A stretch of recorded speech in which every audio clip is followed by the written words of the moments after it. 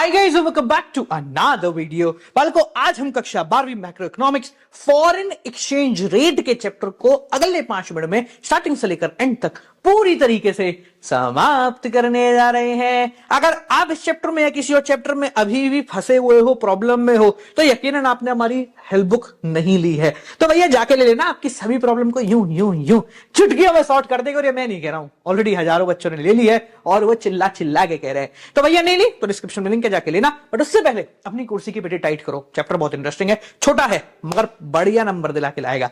चलिए शुरू करते हैं, स्टार्ट करते हैं सबसे पहले फॉरेन एक्सचेंज से। देखो, सिंपल भाषा में बोले तो फॉरेन एक्सचेंज का मतलब हमारे लिए है रुपीस को छोड़ के बाकी सभी देश की करेंसी, चाहे डॉलर हो, पाउंड हो, यूरो हो, येन हो, कुछ भी हो, वो सब कुछ हमारे लिए फॉरेन एक्सचेंज ही कहलाता है।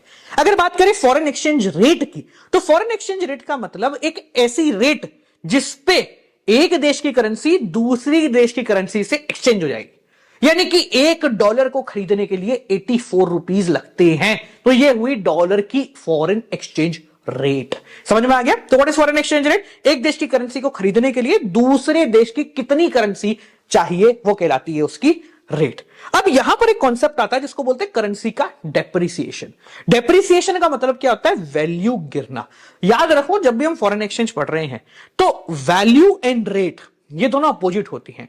जैसे $1 इक्वल टू 82 रुपीज मैंने बोला, यहां से चेंज होके $1 इक्वल टू 84 रुपीज हो गई, तो इसका मतलब है हमारी करेंसी की एक्सचेंज रेट बढ़ गई, रुपीस 82 से 84 हो गए, पर रेट बढ़ी है, कीमत नहीं, वैल्यू कम हो गई है। कैसे कम हो गई? सिंपल भाषा में समझो कि डॉलर, मान लो कोई एक सामान है जिसको खरीदने के पहले 82 रुपीस लगते थे, अब सेम डॉलर को खरीदने के लिए 84 लग रहे हैं, तो डॉलर तो वही का वही है, हमको ज्यादा रुपीस देने पड़ रहे हैं, यानी कि रुपीस की ताकत जो है वो कम हो गई है। इसको बोलते हैं करेंसी का डेप्रिसिएशन।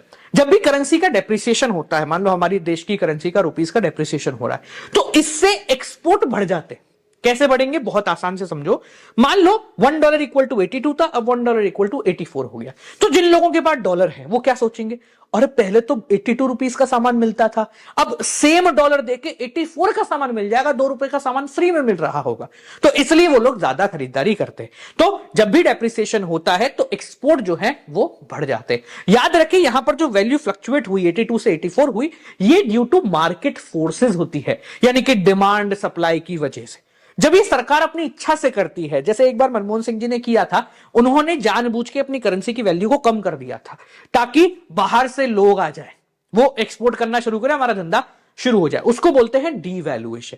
तो जब मार्केट फोर्सेस करती है तो उसको बोलते हैं डेप्रिसिएशन, जब सरकार अपनी इच्छा से करती है उसको बोलते हैं डीवैल्यूएशन। इसका अपोजिट होता है करेंसी का एप्रिसिएशन, यानी बढ़ जाना।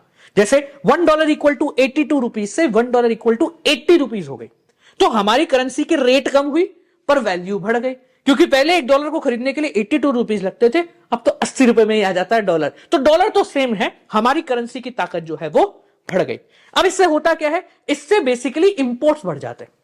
भाई पहले वो लोग खरीद रहे थे क्योंकि हमारा रुपीस सस्ता हो गया था, अब रुपीस महंगा हो गया तो हम लोग जाके खरीदेंगे, क्योंकि पहले हमें $1 का सामान लेने के लिए 82 देने पड़ते थे, अब उसी $1 का सामान खरीदने के लिए हमें 80 देने पड़ रहे हैं, तो इससे इंपोर्ट क्या है?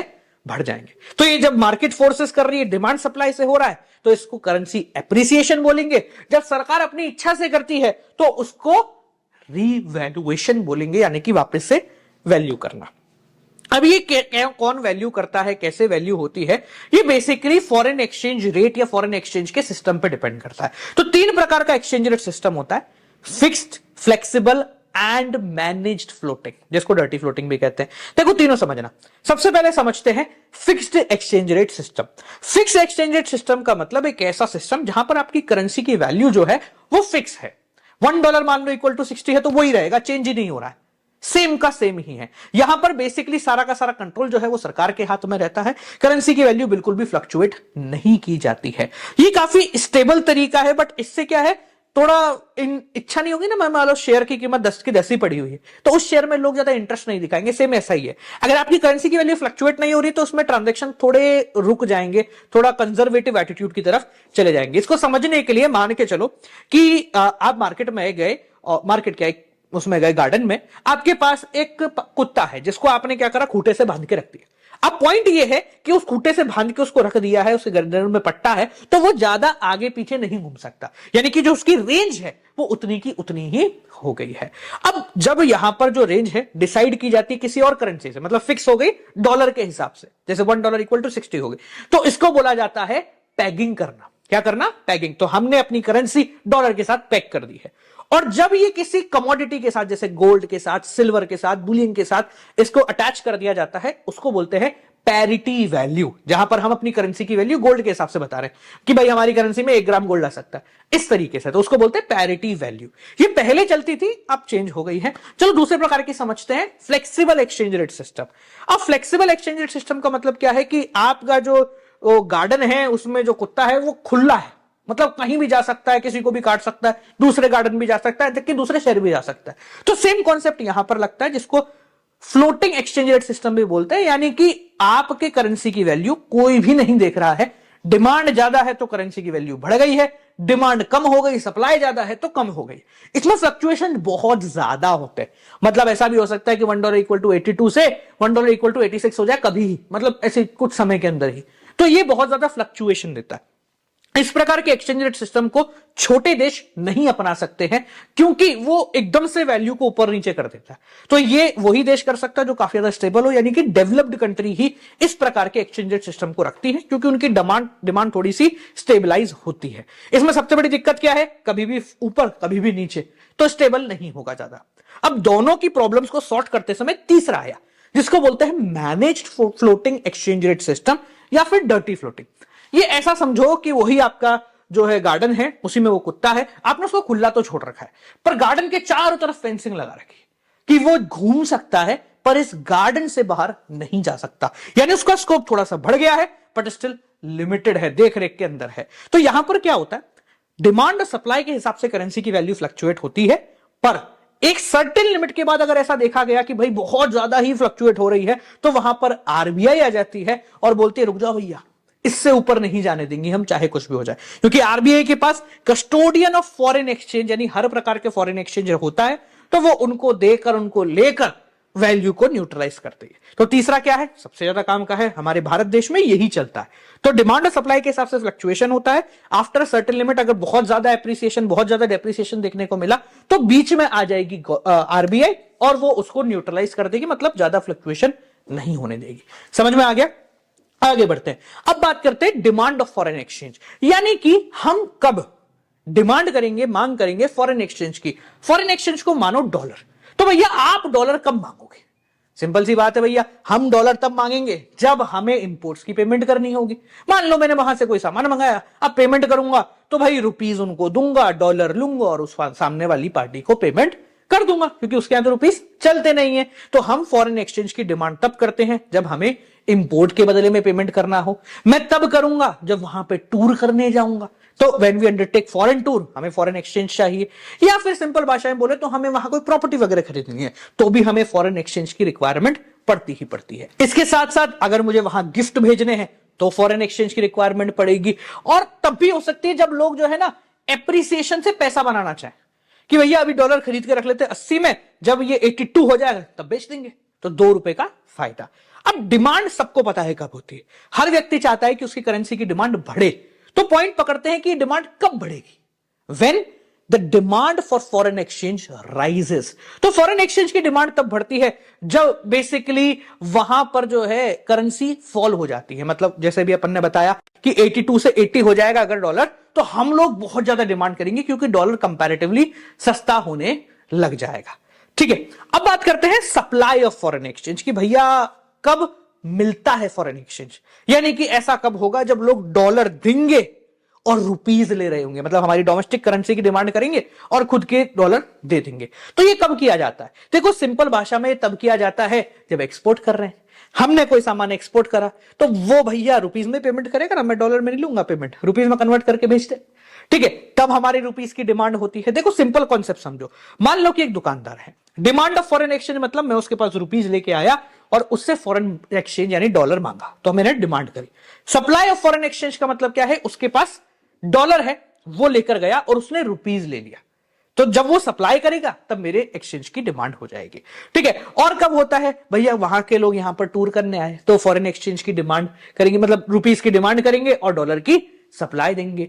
साथ साथ में वहां से गिफ्ट भारत आया है, ठीक है, तो भी ऐसा ही कंडीशन हो रहा होगा। तो सिंपल भाषा में समझो, हमारा देश चाहता है कि भाई फॉरेन एक्सचेंज की सप्लाई आए और रुपीस की डिमांड बढ़ जाए, इसलिए हमारी सरकार बहुत सारे तंत्र पंत्र लगाती है जिसके थ्रू ये काम हो सकता है।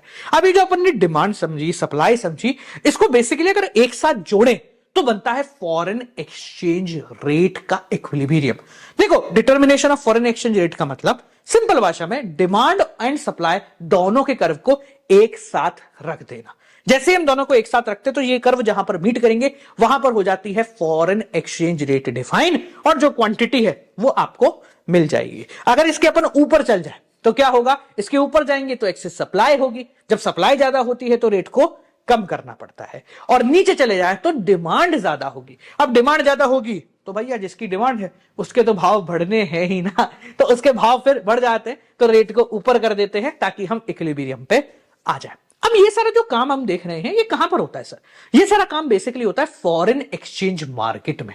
कहां पर होता है? फॉरेन एक्सचेंज मार्केट में। अब आप पूछेंगे सर ये फॉरेन एक्सचेंज मार्केट होता कहां है, दिखता तो है नहीं हमें। तो फॉरेन एक्सचेंज मार्केट कोई जगह नहीं है, बेसिकली एक सिस्टम है जहां पर करेंसीज बेची और खरीदी जाती है। काम आप अपने फोन्स में भी कर सकते हैं आजकल की, ठीक है, आपने रुपीस देके डॉलर खरीद लिए। ये जो फॉरेन एक्सचेंज मार्केट है ये कई प्रकार के फंक्शन करता है। जैसे पहला ट्रांसफर फंक्शन, कि रुपीस देकर आप डॉलर ले सकते हो, तो ये आपने क्या करा, अपनी परचेजिंग पावर को ट्रांसफर करा।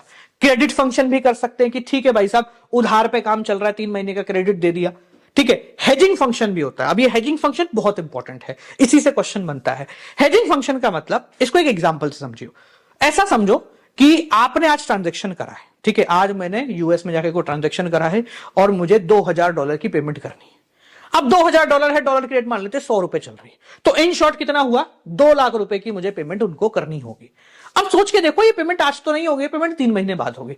इमेजिन करो 3 महीने बाद डॉलर की रेट 200 पहुंच जाती है, तो जब मैं पेमेंट करूंगा तो अब मुझे वही $2000 की पेमेंट के बदले 4 लाख रुपए देने पड़ेंगे। तो मेरा बैठे बैठे 2 लाख का नुकसान हो गया ना। तो ये एक बहुत बड़ी प्रॉब्लम है। तो यहां पर फॉरेन एक्सचेंज मार्केट का हेजिंग फंक्शन आता है, जो कहता है कि आज की रेट और कभी की भी डेट, यानी कि जब दो पार्टीज एक ही ट्रांजैक्शन में आई हैं, उन्होंने आज के दिन यह सौदा पक्का किया है, भले ही पेमेंट अब 3 महीने बाद होनी है, तो जिस डेट पर वो सौदा पक्का हुआ है उस डेट पर जो भी रेट चल रही होगी हम उसी रेट पे पेमेंट को एक्सेप्ट करेंगे और उसी रेट पे आपकी पेमेंट देंगे। ये दोनों पार्टीज को बचाता है। जैसे 100 से 200 हुआ तो मेरा नुकसान है, 100 से 50 हो गया तो उसका भी तो नुकसान हो सकता है ना। तो इसलिए हेजिंग फंक्शन एक बहुत इंपॉर्टेंट फंक्शन है जो कि ये फॉरेन एक्सचेंज मार्केट रखता है। इसके साथ साथ फॉरेन एक्सचेंज मार्केट की बात करें, 2 प्रकार के हो सकते हैं, spot market and forward market. Spot market का मतलब भैया आज ट्रांजैक्शन हुआ, आज ही पेमेंट करो, आज ही ट्रांजैक्शन रुपीस से डॉलर लो और घर चले जाओ, खत्म हो गया। एक होता है फॉरवर्ड मार्केट कि भैया ठीक है आज ट्रांजैक्शन हुआ है, आज पेमेंट हुई है, पर 3 महीने बाद अपन सेटल कर लेंगे उसको, आज की रेट और भविष्य की कोई भी डेट। तो यहां पर हेजिंग फंक्शन काम आता है फॉरवर्ड मार्केट के अंदर। ठीक है जी। सो बालकों, ये आपका चैप्टर पूरी तरीके से यहां पर हो गया है समाप्त। इसी प्रकार से पूरी मैक्रो इकोनॉमिक्स अपन ने सुलटा रखी है। कोई भी दिक्कत, कोई परेशानी है, डिस्क्रिप्शन में चले जाना, सब कुछ मिल जाएगा। और हां, जाने से पहले जिनने हेल्प बुक नहीं ली है जाके ले लो, आपकी सभी परेशानियों का संपूर्ण समाधान आपको मिल जाएगा। चलिए मिलते हैं आपसे अगली वीडियो के साथ, तब तक के लिए नमस्कार।